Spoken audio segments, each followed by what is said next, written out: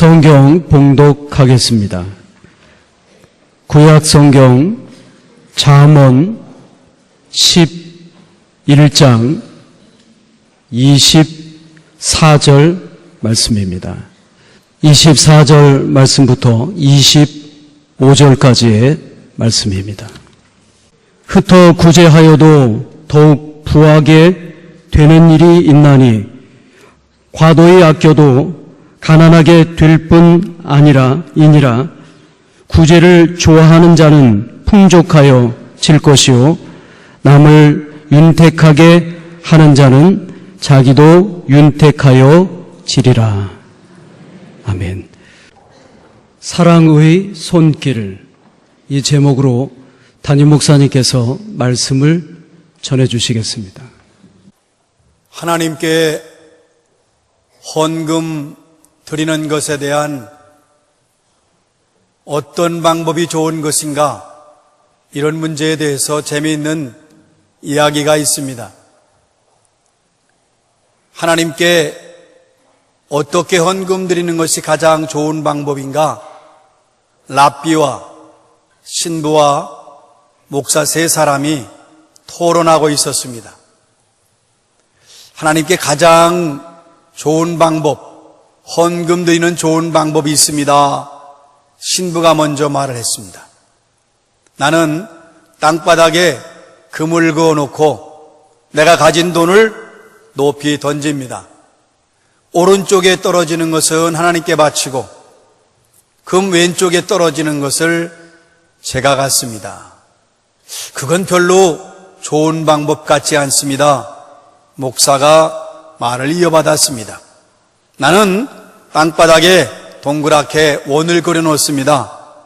그래서 내가 가진 돈을 하늘로 공중으로 던지면 동그라미 안쪽에 있는 건 하나님께 바치고 동그라미 바깥쪽에 떨어진 것은 제가 갖습니다. 그때 랍비가, 여러분, 모든 것은 하나님의 것인데 우리가 가진 모든 것을 하나님께 바쳐야 합니다. 나는 내가 가진 모든 돈을 공중으로 던집니다. 그러면 하나님이 계신 공중의 것은 하나님이 받으실 거고 땅에 떨어지는 것은 제가 갖습니다. 참, 인간이 하나님께 바치는 것이 얼마나 인색한가 하는 것을 깨우쳐주는 재미있는 이야기입니다. 가운데에 금을 거놓고 오른쪽에 떨어지는 걸 하나님께 바치고 왼쪽에 떨어지는 건 자기가 갖는다. 그러면 돈을 왼쪽으로 집어던지면 오른쪽으로 갈 돈이 없어요. 동그라미를 그려놓고 돈을 던져서 동그라미 안쪽에 있는 건 하나님께 바치고 밖으로 나간 건 자기가 가지면 동그라미를 조그맣게 그려놓으면 그것이 돈이 안 붙잖아요. 더한 거는 하나님은 하늘에 계시니까 공중으로 던져서 하나님의 건 하나님 받으실 거고 내 것을 하나님이 그냥 두신다. 다 자기 것 되죠. 인간이 그만큼 욕심이 많다는 거고 욕심이 많을수록 사람은 인색해지게 됩니다. 하나님께 바치는 것도 이렇게 인색해요. 왜 그럴까요? 욕심 때문에 그렇습니다. 그러니까 하나님께 바치는 것도 이렇게 인색하니 이웃에게 베풀고 나누고 사랑의 손길을 편다? 그럴 여유가 없어요. 사람마다 이렇게 생각합니다. 난 아직도 부족하다. 더 있어야 된다. 아무개 집 봐라. 내 친구 누구 봐라. 집이나 차를 보니까 나보다 훨씬 잘 사는데 난 아직 멀었다. 더 모아야 돼. 더 벌어야 돼. 더 많이 가져야 돼. 이게 끝이 없는 거예요. 도대체 얼마만큼이 끝인지 끝이 없어요. 욕심이지요. 여러분, 우리가 깨달아야 돼요. 우린 사실 너무나 많은 걸 받았습니다. 너무 많이 가지고 있습니다. 그 깨달아요. 난 너무나 많이 가지고 있어요. 부자가 되고 싶다고요. 진정한 부자가 뭐예요?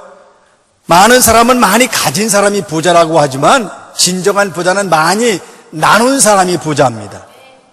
그러니까 재물을 많이 가지고 있어도 나누지 못하면 진정한 부자가 아니고 얼마 갖고 있지 않았던 나눴다면 그런 부자가 되는 것입니다. 사랑의 손길을 펴서 남에게 돕고 남을 베풀었다면 그 인생이 풍요로워지는 거예요. 왜 이렇게 각박하고 행복하지 않고 왜 사는 게 힘들까요? 사람이 베풀 줄 모르고 나눌 줄 몰라서 그래. 나누면 나눌수록, 베풀면 베풀수록 인생은 더 풍요롭고 더 풍부해지게 되어 있습니다. 오늘의 말씀 잠언 11장 24절입니다.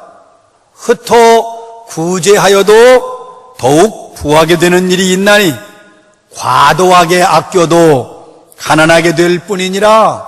흩어 구제하여도, 구제하는데 흩어 구제한다는 게 뭐예요? 뿌린다는 거예요. 던진다는 거예요. 아낌없이 흩어서 구제했는데 더욱 풍요로워진다. 더욱 부하게 된다. 과도하게 아낀다는 게 뭐냐면 써야 될 것도 안 쓰는 거예요. 사람이 써야 될 게 있거든요. 그것조차도 안 쓰면서 아끼고 아꼈는데 결국 결과는 가난해지게 될 뿐이다. 참 이 원리가 역설적 진리예요.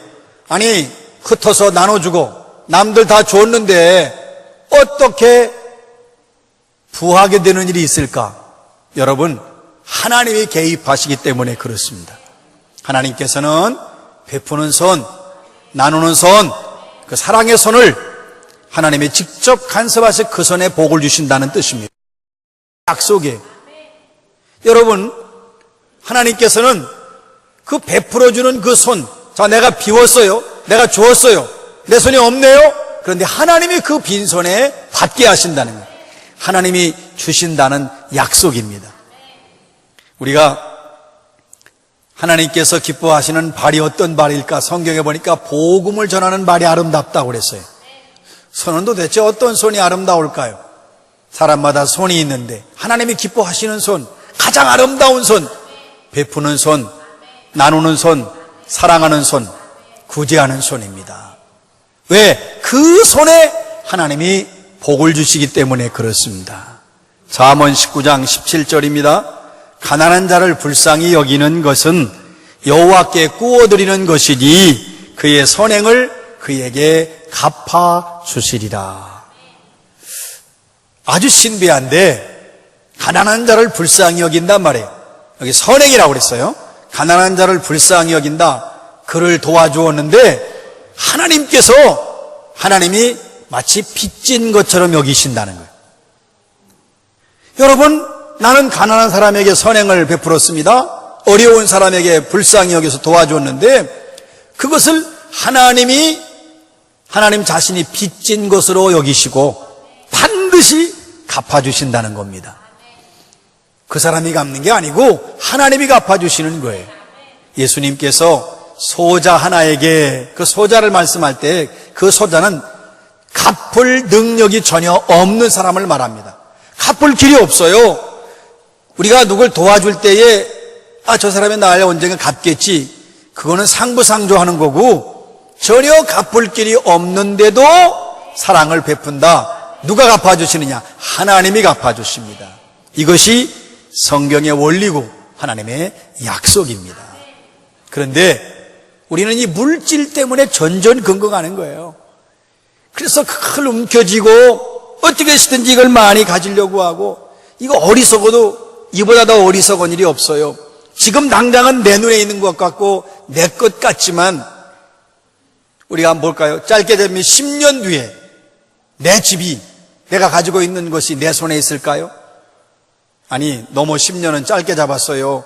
그때도 살아갈 테니까 20년 뒤에 그때도 내가 가진 집과 혹은 내가 가진 재산이, 돈이 내 것일까요? 이미 남의 손에 가 있어요.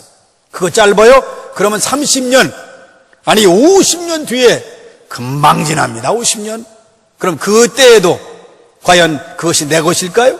이미 누군가가 내 집에 살고 있고, 아니면 허물어주고 다른 집을 줬을 것이고, 아니면 내가 가진 돈은 누구에겐가 다른 손에 옮겨가 있습니다. 여러분, 모든 것은 하나님이 주신 것입니다. 그러니까 하나님께 드리는 게 마땅해요. 왜 사람들이 인색하냐면 자기 거라고 생각하기 때문에. 하나님이 주신 것, 너 쌓아두라, 그렇게 주신 게 아니에요. 시간 주셨어요. 건강 주셨어요. 물질 주셨어요. 사회적으로 다른 사람들보다 더 뛰어난 위치를 주셨어요.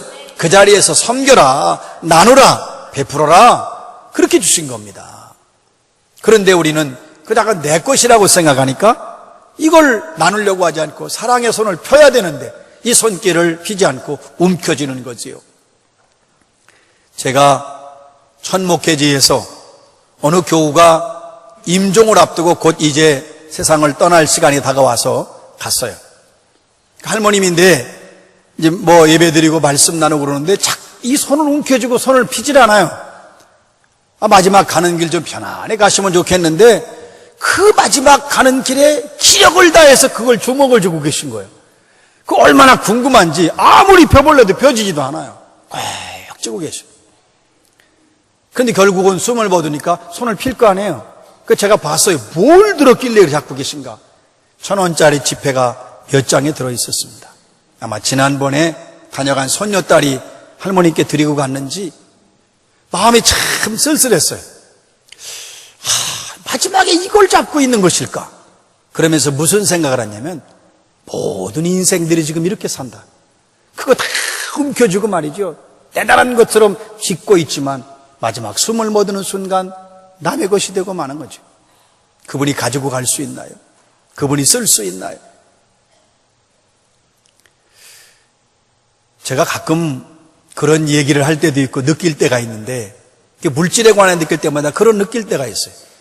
예수 안 믿는 사람들이 입관, 염하는 걸 보면 마지막 가는 마지막 길에 노잣돈이 필요하다고 염할 때 돈을 주고 놓고요. 그리고 또 먹어야 된다고 쌀을 주잖아요. 내가 이해할 수 없는 거는 퉁퉁 부른 쌀을 줘요. 부른 쌀을 입에다 놓고 이렇게 염합디다. 1천석이요, 2천석이요 그러면서. 아니 보온밥솥에다가 따뜻하게 해서 잡곡도 넣고 그렇게 해서 드려야지. 아니 이렇게 부른 쌀을 주냐고요. 자기도 생쌀을 안 먹어. 돈을 1,000냥이요 2,000냥이요 그러면서 넣더라고요. 제가 봤어요. 도대체 얼마나 넣길 1,000냥이냐. 10원짜리 동전 몇 개? 그것도 동전치기 하다 구부러진 거. 그 어린 시절에 제가 그런 모습을 보면서 저렇게 마지막 가는데 저렇게밖에 못 가져가나. 그분 굉장히 부자였거든요. 돈도 많았어요. 그게 남의 얘기가 아니라니까요. 세상 사람들은 물론 그렇게 염하고 그러지만 문제는 뭐냐? 그게 우리의 어리석음인 거예요. 예수님께서 어리석은 부자에 대한 말씀을 주셨어요. 이 사람이 열심히 노력했겠지요. 땀 흘렸을 겁니다. 그러니까 수확도 많았겠지요. 무슨 생각합니까? 창고를 져야 된다. 이거 다 쌓아놓고 뭐라고 말하지요? 편히 쉬고 먹고 마시고 즐기자. 이게 인생이에요. 그렇게 주신 하나님은 어디 갔나 없고, 그러면 자기 혼자 농사져서 혼자 했겠어요? 거기 도와준 사람이 얼마나 많아요? 그리고 자기 또 이웃에 동네에 가난한 사람도 있을 거 아니에요? 전혀 그런 생각이 없어요. 먹고 마시고 편하게 즐기자는 거죠. 그게 인생이에요. 그렇게 사는 사람 많아요. 하나님 말씀하십니다. 오늘 밤에 내 영혼이 찾아지니 그러면 내가 준비한 것이 누구의 것이 되겠느냐? 여러분, 하나님 창고에 쌓아야지 내 창고에 쌓아서는 안 됩니다. 베풀고 나누고 사랑 베풀면 구제하면 그게 다 하나님 창고에 쌓아지는 것입니다. 하나님이 나에게 물질을 주실 때에 선한 일하고 아름다운 일 하는 일에 우리가 아낌없이 나눌 수 있어야 합니다. 오늘의 말씀 잠언 11장 25절입니다. 구제를 좋아하는 사람은 풍족하여질 것이요 남을 윤택하게 하는 사람은 자기도 윤택하여지리라. 구제를 좋아하는 사람 풍족해진답니다. 아니 남에게 구제하는데 내 손은 비었는데 어떻게 풍족해지나? 말씀했잖아요. 하나님이 갚아주시는 거예요. 하나님이 채워주시는 거예요. 세계에서 제일 부자가 빌 게이츠라고 하죠. 그 사람 자기 재산의 절반을 내놓습니다. 그게 쉬운 일이 아닙니다. 그 사람 많으니까 절반 내놔도 살만하지 않느냐? 그러면 나는 절반 내놓을 수 있어요? 또 내놔봤어요? 여러분, 남의 일이라고 쉬운 게 아니에요. 2위 되는 사람도 유명한 그 금융계에 일하는 사람이죠. 그이도 많이 나눠요. 그러니까 세계인이 존경받아요. 절대로 그런 사람 손가락질 안 해요. 왜? 너무 많이 베푸니까. 너무 많이 나누니까. 인생이 무엇으로 평가될까요? 얼마나 많이 가졌나, 얼마나 땅이 많은가, 건물이 많은가, 돈이 많은가, 출세했나, 성공했나, 사회적으로 어떤 위치에 있나, 인기가 있었나? 그건 세상 가치입니다. 하나님의 가치는 베풀고 나누고 하나님께 한 것만이 그것 따라서 그걸 가지고 그것이 바로 인생이 평가할 수 있는 기준이 되는 것입니다. 남에게 베풀기를 좋아하는 사람은 부유해진다. 선한 일에 아낌없이 돈을 쓰는 사람은 풍요로워질 것이다. 이것이 하나님의 약속입니다. 하나님이 하신 약속이에요. 내가 남에게 은혜를 베풀었는데 내가 그 은혜를 받게 된다는 말씀이에요. 내가 목마른 사람에게 물을 주었어요. 그런데 내가 갈증을 느낄 때에 나에게 결국 나도 누군가에 의해서 갈증을 해결받을 수 있다는 것입니다. 남을 돕는 것은 결국 나 자신을 돕는 것입니다. 보세요. 내가 남을 도왔어요. 그런데 남을 돕기 때문에 하나님이 영광을 거두십니다. 착한 행실, 착한 행실. 하나님 그랬잖아요. 예수님께서 선행해. 착한 행실. 너희의 착한 행실을 보고 하나님 아버지께 영광을 돌리게 하라. 그러면 우리가 남을 도와주면, 이 선행을 하면 하나님이 영광을 거두시고 그 사랑을 받은 사람은 살 수 있어요. 나는 내가 선행 베푼 그 빈손에 하나님이 채워주시니까 나도 복을 받고요. 하나님이 영광 거두시고 그 사람도 살고 나도 살아요. 반대로 내가 사랑의 손길을 피지 않고 움켜쥐고 있으면 결국 나도 얼마 못 가고, 그리고 내 도움이 필요한 사람도 계속 고생을 해야 되고 하나님께서는 영광을 거두실 수가 없잖아요. 우린 깨달아야 돼. 남을 돕는 것이 결국 나 자신을 돕는 것이다. 성경의 가르침입니다. 인도에서 의료 선교사로 헌신했던 조셉이라고 하는 미국인 의사가 있습니다. 이 사람이 어느 날 급한 환자가 있어서 왕진을 나갔다가 돌아오는 길에 급하게 병원으로 와야 되는데 일이 많아서 길바닥에 어떤 인도인이 피투성이가 된 채 쓰러져 있어요. 빨리 가야지. 그런데 그냥 뒀다가는 저 피 흘리고 쓰러져 있는 사람이 죽을 것 같아요. 그래서 가던 길을 멈추고 내려서 응급처치를 해줬는데 더 이상 둬도 안 되겠어요. 그래서 그 사람을 데리고 병원으로 가서 입원시켜주고 치료해주고 그 사람의 목숨을 구해주었습니다. 그때가 2차 세계대전 말기라 폭격이 심하고 굉장히 나라가 흉흉할 때고 인도에 폭동도 많이 일어났습니다. 시안이 도대체 확립이 되지 않을 때예요. 그런데 이 조셉이 자기 아내와 함께 어디 외출을 나갔다가 그만 그 폭도들에게 둘러싸였습니다. 그 폭도들이 사나고 이 성난 폭도들은 그냥 이유 없이 조셉에게 위해를 가하고 목숨이 위태로울 지경에 됐는데 어떤 인도 사람이 딱 나타나는 겁니다. 절대로 이 사람에게 손대지 마라. 그리고 자기 생명을 구해줬어요. 가만히 보니까 수개월 전에 길바닥에 쓰러져 죽어가고 있던 사람을 자기가 살려주는데 바로 그 사람이었습니다. 남을 윤택하게 하는 자는 자기도 윤택하여 지리라. 남을 돕는 것은 자기를 돕는 거예요. 사랑을 베풀었어요. 남에게 은혜를 베풀었어요. 자비를 베풀었어요. 결국 내가 사랑을 받고 은혜를 받고 내가 자비를 받게 된다는 사실을 명심하시기 바랍니다. 여러분, 구제라고 하는 것은 내 잔을 비워서 다른 사람의 잔을 채워주는 겁니다. 그래서 그걸 사랑의 손길이라고 그래요. 그런데 이게 참 재미있습니다. 선교하는 분이 계속 열심히 선교하는 이유는 선교할 때의 기쁨과 감격이 있어요. 그러니까 계속 선교하게 되는 겁니다. 봉사하는 사람이 왜 계속 봉사하냐면 그 봉사하면서 기쁨과 감격이 있어요. 구제하는 것도 마찬가지입니다. 갑자기 누가 구제하는 경우는 많지 않아요. 계속 하는 사람이 구제예요. 많이 가졌다고 구제하는 게 아니라 구제하면서 기쁨과 감격, 그 선행의 아름다운 감동을 느끼는 거예요.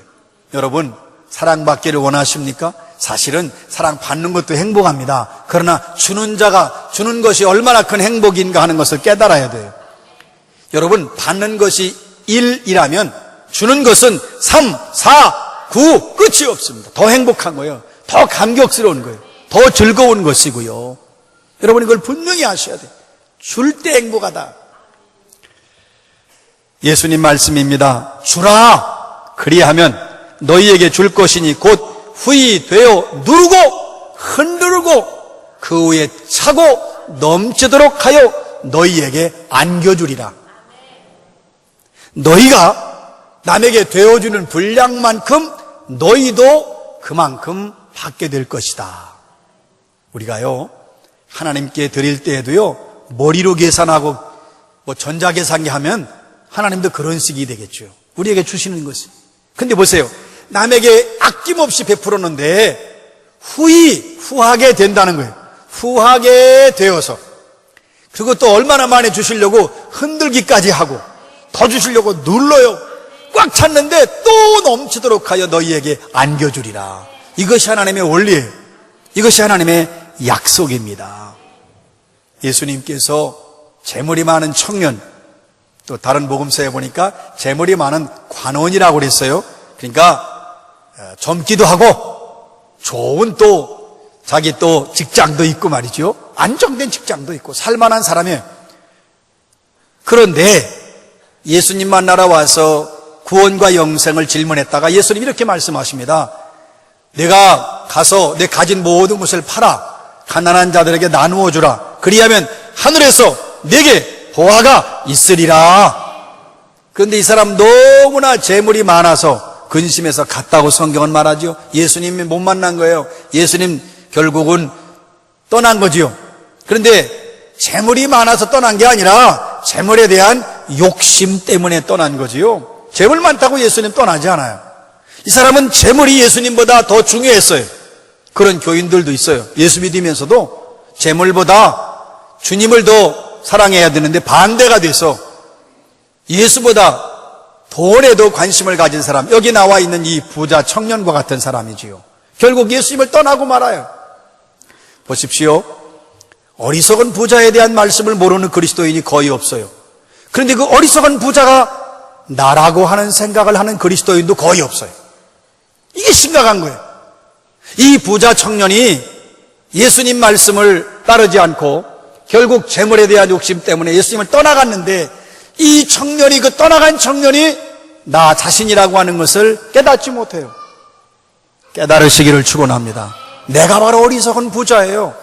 내가 바로 어리석은 이 예수님을 온전히 영접하지 못하고 따르지 못했던 이 어리석은 부자 청년이라고 하는 것을 깨달으시기 바랍니다. 예수님 분명하게 말씀하셨어요. 여기 네 형제 중에 지극히 작은 자에게 한 것이 곧 내게 한 것이라. 이제 지금부터 여러분 그렇게 생각하셔야 돼요. 그냥 가난한 누구 아니에요. 그냥 어려움에 처한 누구 아니에요. 그냥 고독하게 쓸쓸하게 살고 있는 그 누구가 아니에요. 그가 바로 예수님입니다. 그가 바로 예수님이에요. 예수님이 아프신 거고 가난하신 거고 병든 거지요. 테레사가 이제 그런 마음으로 그 캘커타에서 많은 사람들을 도왔다고 하지요. 그 자세가 바른 거예요. 그게 맞아요. 예수님이 그랬어요. 내 형제 중에 지극히 작은 자에게 한 것은 곧 내게 한 것이다.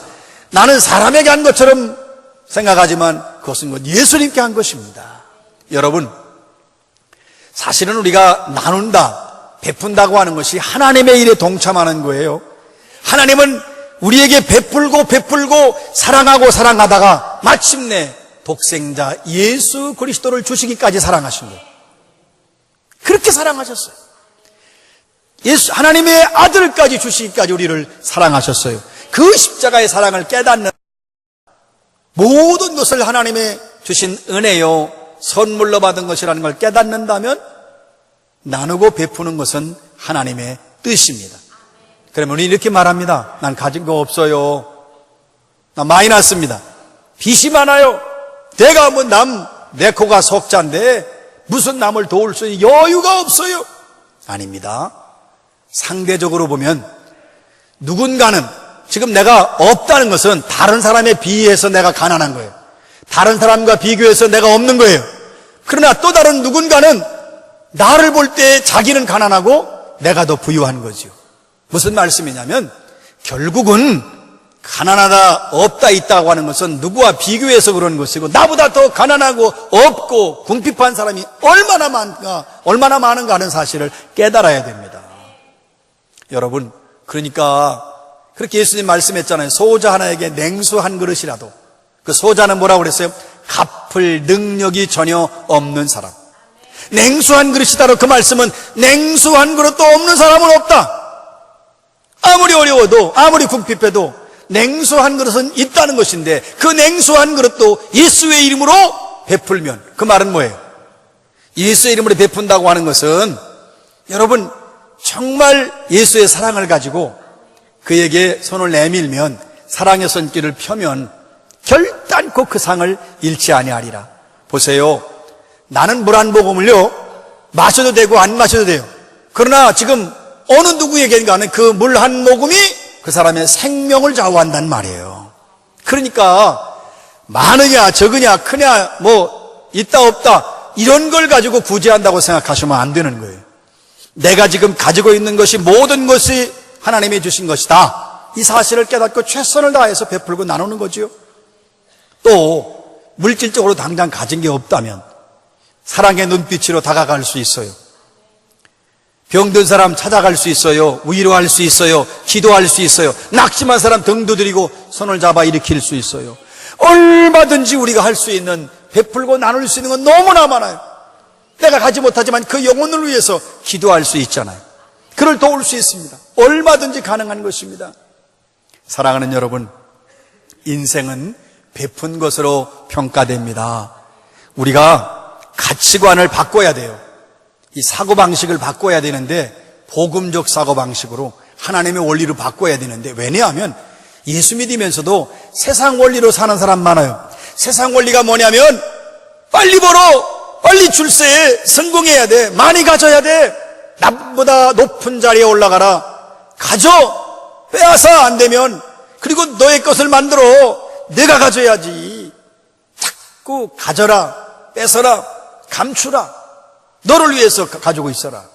하나님의 원리는 뭐예요? 주라, 베풀라, 나누라. 이것이 바로 하나님의 원리입니다. 그러기 위해서 사고방식을 바꾸고 가치관을 바꾸려면 마음문을 열어야 돼요. 지갑을 열기 전에, 창고문을 열기 전에 마음을 열어야 된다. 마음을 예수님 마음으로 십자가의 사랑을 깨닫고 그 예수님께서 나를 위해서 죽으신 그 사랑을 내 마음속에 가지고 마음문 연다는 게 뭐지요? 내려놓는 거예요. 욕심 버리는 거예요. 여러분, 우리가 신앙생활을 하면 할수록 그 사람의 믿음의 깊이를 어떻게 알 수 있느냐? 그 사람의 신앙이 얼만큼 성숙했느냐를 기준이 뭐냐? 갈수록 욕심이 없어야 됩니다. 이게 거꾸로 됐어요. 갈수록 욕심이 많은 그리스도인이 있어요. 그 신앙생활 잘못된 거예요. 그건 점점 그 믿음이 잘못되어 가고 있는 거예요. 우리 스스로 깨달아야 돼. 나는 정말 욕심이 없나? 나는 내려놓을 수 있나? 욕심이 신앙생활의 연륜이 깊으면 깊을수록 욕심이 점점 더 없는 것, 그게 성숙한 신앙의 아주 중요한 잣대가 되는 것입니다. 그 스스로 여러분 판단하세요. 물질과는 관계가 없지만 이런 것도 있어요. 신앙이 얼마나 성숙했는가의 기준 가운데 하나는 나를 반대하는 사람을 품을 수 있는가. 예수님 말씀에는 뭐 저주하는 사람을 축복하는 건데, 나를 반대하는 사람, 나를 싫어하는 사람, 나를 욕하는 사람, 나를 미워하는 사람을 예수의 사랑으로 품을 수 있나 없나? 지금도 품을 수 없다면 내 신앙은 아직 모른 거예요. 그러나 지금 품을 수 있다면 나는 그만큼 성숙해져 있는 것입니다. 다시 이 말씀으로 돌아와서 하나님께서는 내게 많은 걸 주셨습니다. 그건 내가 소유하고 갖고 움켜쥐고 있으라고 한 게 아니라 사랑의 손길을 피라고 그랬어요. 그런데 어떻게? 마음문을 열어야 사랑의 손길이 펴집니다. 마음만 열면 사랑의 손길이 펴져요. 사랑의 손길을 펴서 도와야지요. 놀라운 진리는 하나님의 것을 내가 받아서 하나님의 것을 내가 베풀었어요. 내 것이 아니라니까요. 하나님의 것을 내가 베풀었는데도 하나님의 나를 칭찬하시며 선한 일 했다고 내게 복을 내리십니다. 할렐루야. 이게 진리예요. 내 것 가지고 한다고 하니 여러분 자꾸 내 것 줬다고 하지 마세요. 하나님의 것을 내가 베푼 거예요. 그랬더니 하나님이 나에게 그거 잘했다고 복 주시는 겁니다. 이게 하나님의 원리예요. 내게 주신 것 쌓아두라고 주신 것이 아니라 베풀고 나누라고 주신 것입니다. 내게 주신 것 자식들에게 물려주라고 주신 것이 아니라 내가 살아있는 동안만 책임을 맡기신 거니까 있을 때, 요새 뭐 있을 때 잘해 그런 노래도 있어요. 있을 때 베풀고 나누고 여러분 헌신하고 사랑해서 예수 그리스도의 십자가의 사랑에 감격해 하면서 베푸는 삶을 살아가시기를 주의 이름으로 축원합니다.